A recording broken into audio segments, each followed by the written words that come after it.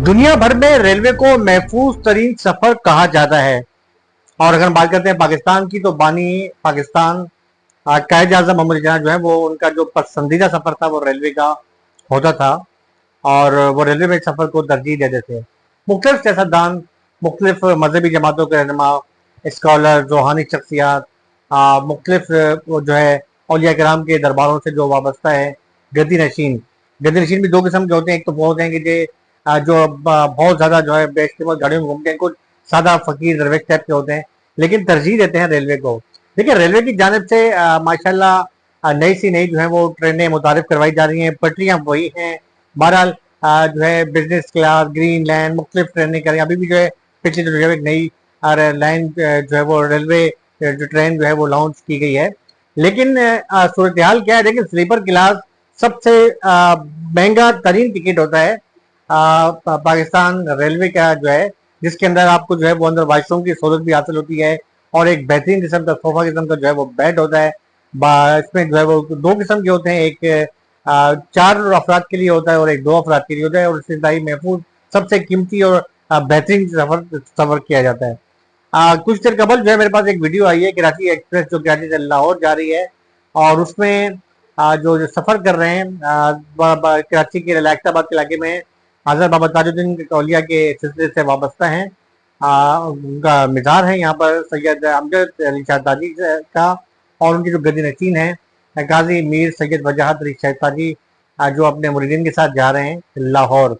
और ज़ाहिर है इस वक्त जो है मुहर्रम और सफ़र के जो ये दिन जो चल रहे हैं, इन दिनों में लोग जो है वो कोशिश करते हैं कि औलिया कराम के दरबार पर जाते हैं। और वहाँ यकीन तौर पर लाहौर में हज़रत बीबी रुकैया इब्ने हज़रत अली करमुल्लाह वजह की जो है वो मज़ार अक़दस है, वहाँ पर सलामी देते हैं। मुख्तलिफ वो मज़ारात पर जाकर हाज़िरी देते हैं। उसके बाद इस्लामाबाद में बड़ी इमाम मस्जिद के मज़ारात पर जाते हैं। हज़रत दातागंज में जवेरी हैं, वहाँ पर जाते हैं। तो वो हर साल जाते हैं और बड़े वहाँ पर जाकर उनका जो है वो इस्तकबाल भी होता है। मुरीदीन की बड़ी तादाद होती है। लेकिन सबसे पहले मैं आपको वीडियो दिखा रहा हूँ कि उस वीडियो में जो उन्होंने मुझे भेजी है कि स्लीपर क्लास की हालत आप देखें।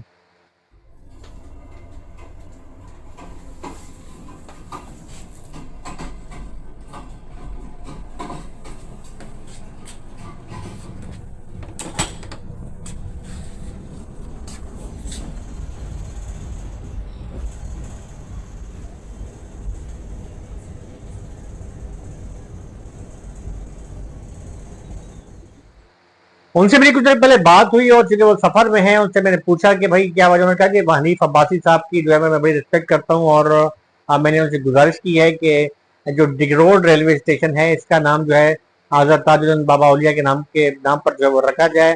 और इसके साथ साथ वो तारीफ भी कर रहे थे रेलवे की, लेकिन कह रहे थे कि एक अजीब जो है वो एक बंदा जो है वो वीवीआईपी जो है वो स्लीपर क्लास में सफर करता है। और उसके बाद जो है वो उसे जो है ना वहाँ पर वीआईपी प्रोटोकॉल मिलता है। कह रहे हैं हमारा तो वैसे भी जो है चूंकि कौमी मजहब के हवाले से उनके पास एक अहदा भी है इस्लामाबाद का, वफाकी सदर का, तो उस हवाले से भी प्रोटोकॉल बनता है। लेकिन एक आम शहरी की वो बात कर रहे हैं कि आम शहरी जब जो है वो सफर करता है, खासतौर पर मैं शुक्रगुजार अक्सर हमें याद आते हैं शेख रशीद साहब की, जब वो मुझे रेलवे के और हमारे साथियों के लिए उन्होंने बड़ा अच्छा एक हमें मौका दिया था। और जिसमें ये होता है कि वाइफ के लिए जो है वो हाफ होता है और अपने के लिए जो है वो 80% डिस्काउंट होता है, यानी 20% हमें देनी पड़ती टिकट और हमें टिकट मिल जाता है। और यकीन तौर पर जो साथियों के जो मदरसा साथी उनकी तनख्वाहें इतनी नहीं होती कि वो स्लीपर क्लास में सफर कर सके, तो वो भी आसानी के साथ स्लीपर क्लास, प्रीमियर क्लास या बिजनेस क्लास में सफर कर सकते हैं। लेकिन स्लीपर क्लास की जो हालत क्या है, मेरे ख्याल में उनसे मेरी बातचीत हुई।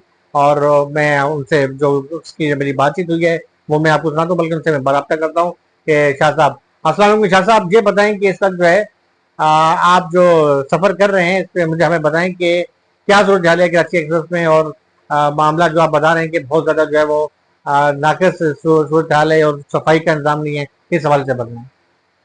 वालेकुम मोहतरम आफ्ताब भाई, आप एक सीनियर सहाफ़ी हैं और मैं समझता हूं कि आप अवामी इश्यूज पर बात करते रहते हैं और उन इश्यूज पर बात करते हैं जिन पर बात नहीं की जा रही।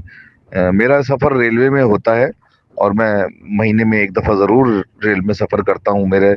और मैं वो वाला पीर हूँ ही नहीं जो अपनी जगह पे बैठ के लोगों को बुलाए। हम सरकार दो आलम सल्लल्लाहु अलैहि वसल्लम की आल हैं, तो हमारा फ़र्ज़ है कि लोगों को जाके फैज़याब किया जाए उनकी जगह पर, और बिना किसी चंदे, बिना किसी नजराने के हम फी सबिलिल्लाह ये काम कर रहे हैं और करते रहेंगे। रेल का सफर हमारे बुजुर्गों की सुन्नत भी है, और रेल एक ऐसी चीज है कि हम उसको इंजन को जब देखते हैं कि इंजन अपने आप को तकलीफ में रख के लोगों को उनकी मंजिलों पर पहुंचा रहा होता है, यही सूफियत का काम है, यही फकीर का काम है। लेकिन उसके बावजूद भी फी जमाना हनीफ अब्बासी साहब बहुत अच्छे आदमी हैं, उन्होंने बहुत अच्छे इकदाम किए, लेकिन उनके उनके जो किए गए अहकामात हैं उनको रेलवे के जो लोग हैं वो गलत मायनों में ले रहे हैं। जैसे कि उनको कहा गया कि जनाब तमाम लोगों को फैसिलिटेट करना बंद कर दें, यानी कि प्रोटोकॉल देना बंद कर दें। यानी कि हुकूमत पाकिस्तान ने अगर किसी को फैसिलिटेट करने का हुक्म दिया है, प्रोटोकॉल का हुक्म दिया है, या अहले सादात को दीन और का हुक्म है, अल्लाह का हुक्म है, नबी पाक का हुक्म है, आले रसूल है, अगर उनकी कोई स्टाफ इज्जत करते हैं, एहतराम करते हैं, उनको अब उनकी सीट तक पहुंचाते हैं, और जो उनके उन्होंने टिकट लिए होते हैं 27,000 रुपए के, उसमें उनको अगर बेडिंग नहीं मिलती, कीड़े मकोड़े बशरातुल अर्ज निकल के आते हैं, या बाथरूम खराब होते हैं, पंखे नहीं चल रहे होते हैं, इसके ऊपर वो स्टाफ से जिक्र करें, गुफ्तगू करें, तो इनको ये कहा जाता है जनाब हमें तो प्रोटोकॉल का बंद किया हुआ है, हमें आपको इज्जत देना बंद कर दी गई है। यानी कि ये आपके मैसेज का, हनीफ अब्बासी साहब, ये मैसेज लिया जा रहा है। मैं चाहता हूँ आपके जरिए से आला हुकाम तक ये बात पहुंचे। रेल में सहूलियात नहीं मिल रही हैं, और जो कसदन कहीं ना कहीं किसी इस की रेलवे तरीके स्टेशन की कार से लोग स्ट्रैटेजी सफर टिप्पणी करते हैं, करने रेल लगे। को जी हाँ जी, फरोग ਦੱਸਦੇ देने हैं। के लिए, जो रेल से बिल्कुल प्यार ਤੁਸੀਂ करते हैं, ਸਹੀ ਸਮਝੇ ਜੀ। उनके मैं साथ ये काम किया कराची जा रहा है। तो कैंट मैं रेलवे समझता हूँ स्टेशन की जरूरी गल है, करदा पिया। नाइंसाफी है, इंतहाई नाइंसाफी है। बराए मेहरबानी इस पर तवज्जो करें। आफ्ताब भाई, इस पर आप आवाज उठाएं। बहुत शुक्रिया। आपने उनको गुफ्तगू सुनी। देखिए, मैं अक्सर कहता हूँ कि पाकिस्तान रेलवे जो है कि एक इंतहाई मुनाफा बख्श जो है वो इदारा है, लेकिन ट्रांसपोर्ट माफिया ने जो है ऐसे जो है नहीं चलने देते रेलवे को, क्योंकि अगर रेलवे ज्यादा मुस्तहकम हो जाए तो मेरे ख्याल में जो ट्रांसपोर्ट माफिया की जो चांदी है या वो जो है वो इस तरीके से जिस तरीके से वो लूटते हैं मुसाफिरों को, वो नहीं चल पाएगी। जैसे कि मैंने आपको बताया कि हमारे लिए भी, साथियों के लिए या पाकिस्तान आर्मी की हमारे जो जवान हैं, जो मुख्तलिफ जो है बॉर्डर्स पर जो है हमारी सरहद मामूर हैं, उनके लिए भी डिस्काउंट होता है, स्टूडेंट्स के लिए डिस्काउंट होता है, कॉलेज के तलबा के लिए, स्कूल के तलबा के लिए। इसके अलावा मुख्तलिफ जो है वो वकला बिरादरी है, उनमें जो जस्टिस होते हैं उनके लिए डिस्काउंट होता है। सरकारी इदारों को तो बहुत ज्यादा सहूलत है पाकिस्तान रेलवे की। मेरे ख्याल में पाकिस्तान रेलवे को तो इतनी ज्यादा सहूलत देनी चाहिए कि जिससे जो है एक रेलवे का जो है मुनाफा कुछ भी कारोबार बने, और पटरियों के साथ साथ जो है पटरियां भी बहुत बड़ी नाकस है, और आए दिन जो वाकयात होते हैं पटरियां तोड़ने के, इसमें भी तवज्जो देने की अशद जरूरत है।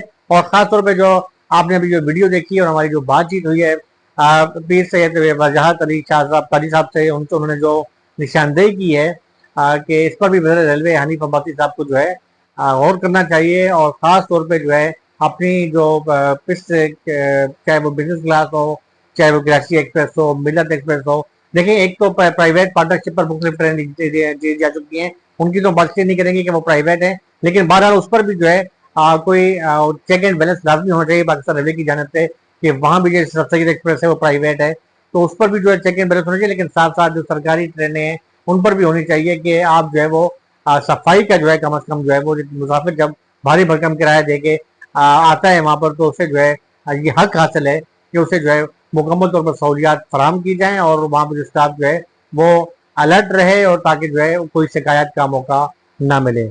अपने भाई आफ्ताब हुसैन और फार्म साफी और मेरे प्रोड्यूसर हारिस सिद्दीकी को इजाजत दें। अल्लाह हाफिज। पाकिस्तान जिंदाबाद।